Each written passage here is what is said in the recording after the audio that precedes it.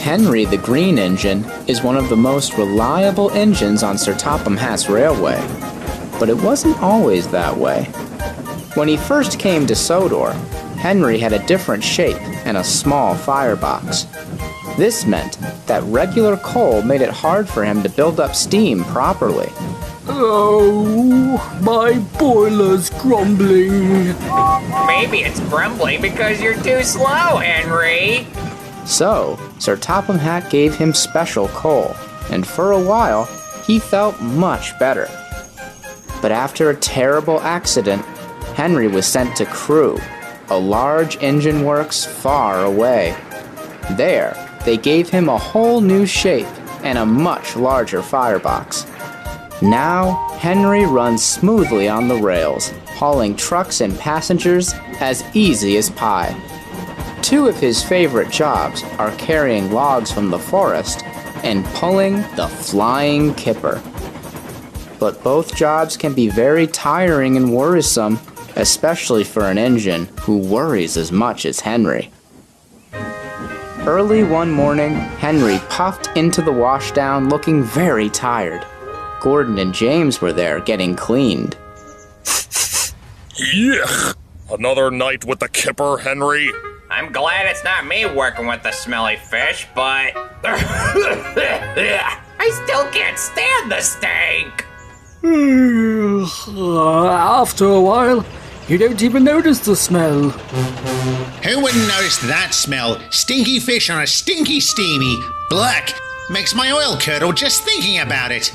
I don't know. I kinda like the smell of fish. What do you want, Diesel? Oh, I just came by to see Henry. Really? I thought we were going back to the diesel works. Stow it, Paxton. I just wanted to sing a new song I learned to him. Once an engine attached to a train was afraid of a few drops of rain. Tee-hee-hee.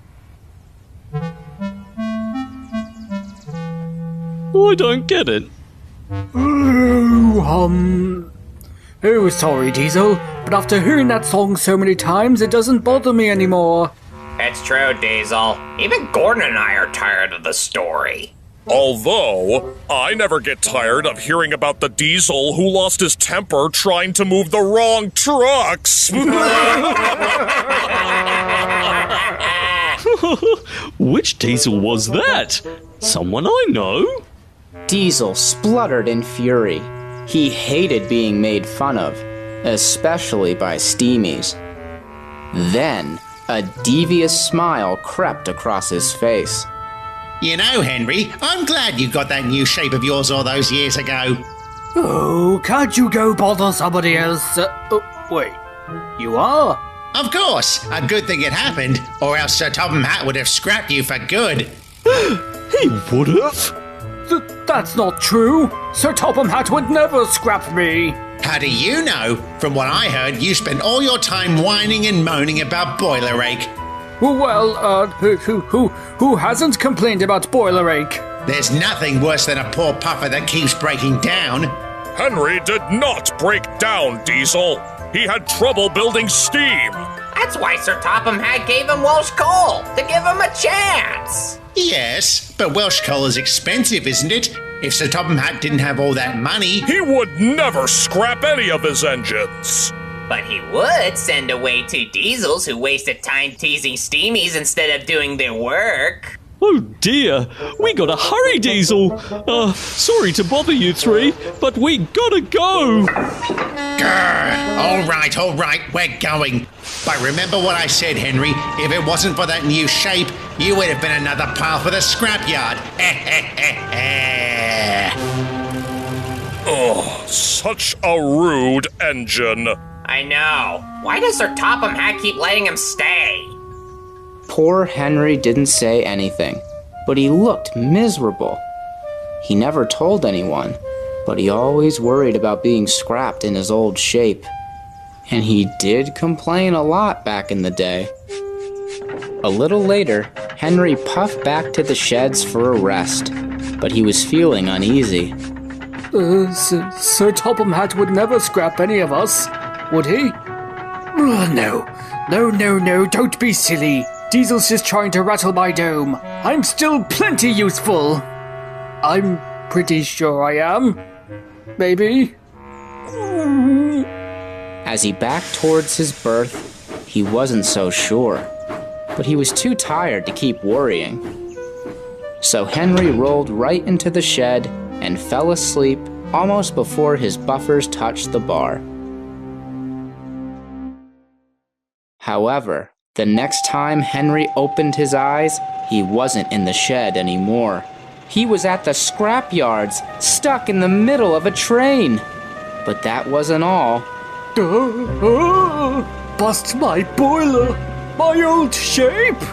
What are you blabbering about, Stinky Steamy? You've always looked like that. Yeah, but not for long. Harry and Bert, what are you doing? What do you think, Henry? Check your boiler. Scrap? But that's only for engines that... Then Henry looked ahead in horror. In the distance, and coming up fast, was the large smelting shed. And all the way in the back of the shed, smiling evilly. Well, Henry knew exactly who it was. No, this isn't happening. I can't be scrapped. I feel fine, really. Oh, please, just give me a chance to... Sorry, Henry, but Sir Topham Hatt says you're too expensive to keep. But don't worry, you'll make fairly decent scrap indeed. Henry begged and pleaded, but it was no use. All he could do was helplessly follow on and wait for the end. No, please, there's been a mistake. You can't do this. Oh, somebody, anybody, help me! No!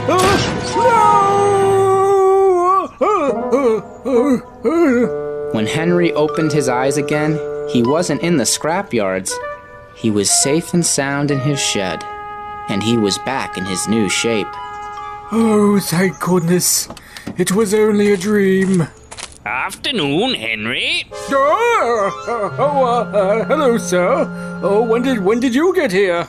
Only just now, Henry. I want you to collect some flatbeds of logs from the forest and take them to the timber mill. And, are you feeling all right, Henry? You still look a little haggard. Henry wanted to tell Sir Topham Hatt about his nightmare, but he didn't want to sound like he was whining again. I'm fine, sir. Still a little tired from pulling the kipper. Well, it's nothing working in the forest can't fix.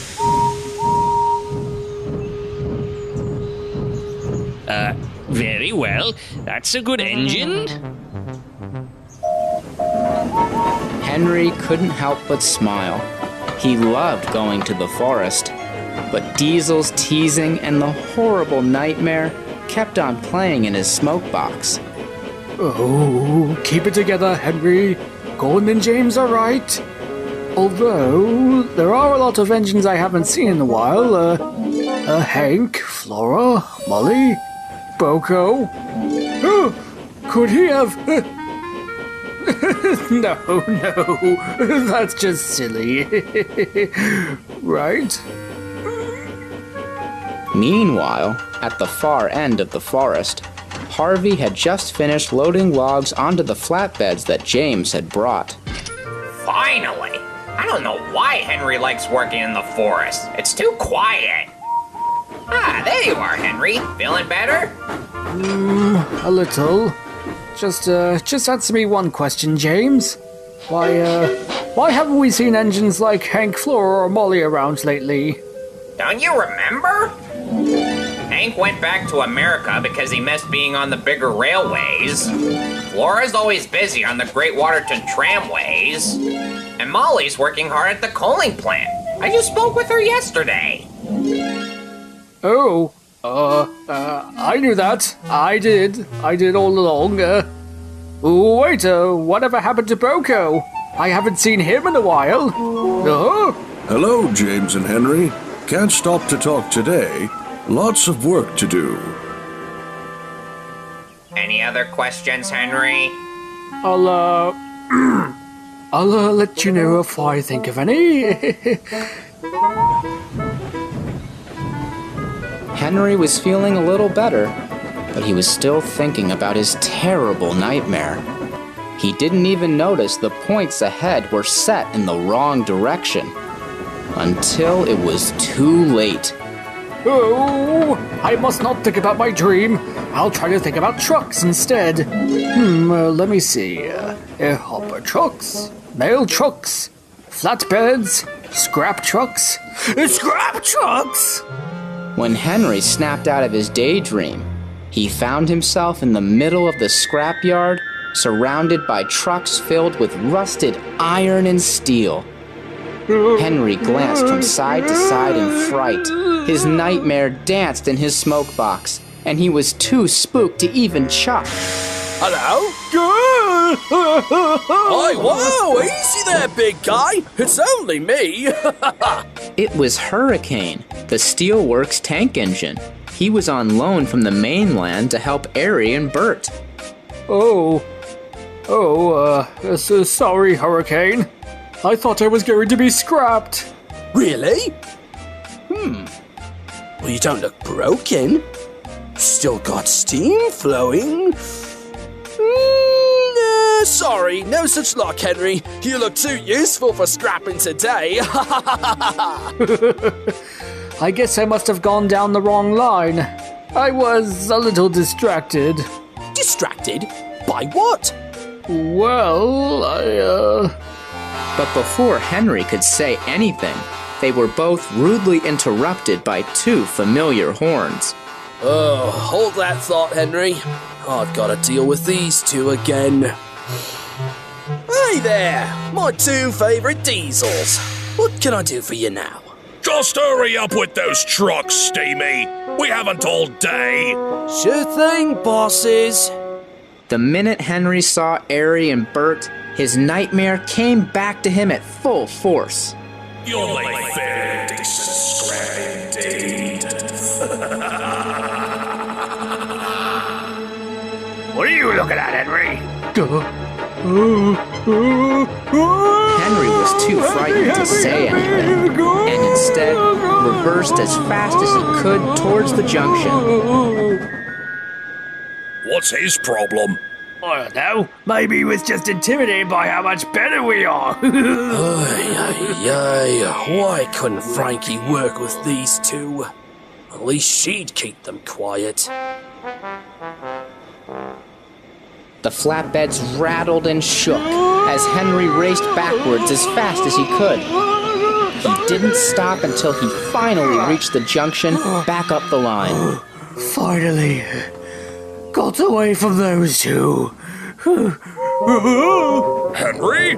I saw you coming. Is something the matter?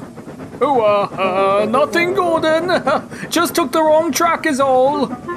But as Gordon thundered by with the express, he wasn't so convinced. As Henry waited for the points to change, he felt more miserable than ever. He wanted nothing more than to talk to his friends about his troubles, but he didn't want to be a bother anymore. At last, the points were set in the right direction, and Henry was on his way again. But his heart wasn't in it. Despite all the delays, he arrived right on time to the timber mill, but he didn't seem to care. He dropped off the logs and then trundled slowly and somberly all the way home. But as Henry made his way home, a nasty surprise was waiting for him. Gordon and James sat calmly on the points outside the shed, blocking the way. Gordon? James? What are you doing? Let me through! Not so fast, Henry. First, we want to know what's gotten into you lately.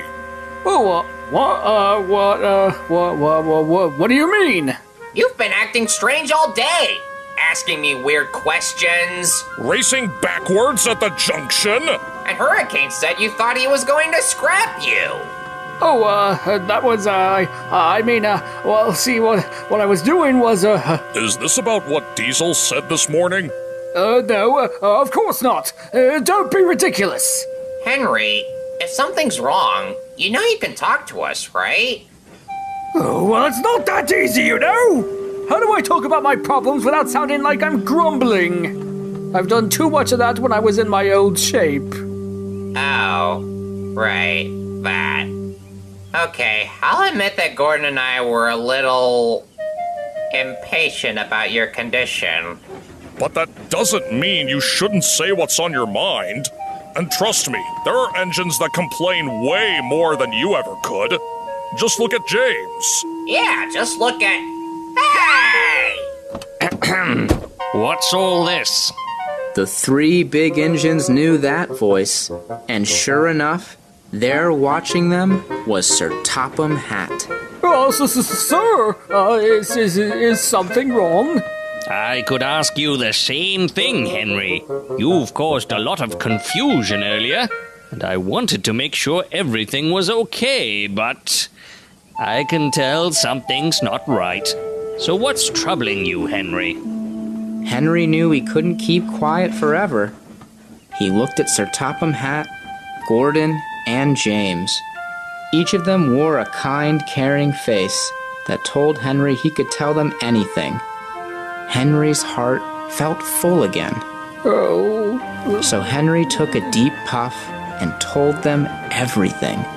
He told Sir Topham Hatt about Diesel's teasing, and then told all three of them about his horrible nightmare, and how afraid he was to tell anyone about his worries all day. Once he finished, Gordon and James were horrified. Well, that explains why you look so scared. Ooh, that story makes my wheels wobble. It makes my coupling rod shake. Sir Topham Hatt spoke kindly to Henry. Well, that certainly explains a lot. But don't you feel better letting it all out, Henry? I do feel a little better, but I really didn't want to bother anyone. Henry, you should always feel like you can talk to me or your fellow engines about your problems. I know, sir. I know. And you know better than Diesel that I always give my engines a fair chance before sending them away, and would never dream of scrapping them. Yes, sir. I do know it now, but I couldn't help but worry for a bit. I know, Henry, and I'm proud of you for coming clean about your troubles. I think you've earned a rest, and James can take the flying kipper for you tonight. Wait, what? Me? Pull the flying kipper? But sir! I mean, of course, sir. I'll be happy to help my friend. But I get a wash down first tomorrow. So, that night, James pulled the flying kipper for Henry. He didn't like it one bit, but he carried on, knowing that he was being a good friend. Do it for Henry. Do it for Henry. And Henry had a peaceful night's sleep without a single nightmare. He knows now that he'll never have to worry about being scrapped. And he also knows that he can rely on his friends, like Gordon and James, to help him through anything, even his own worries.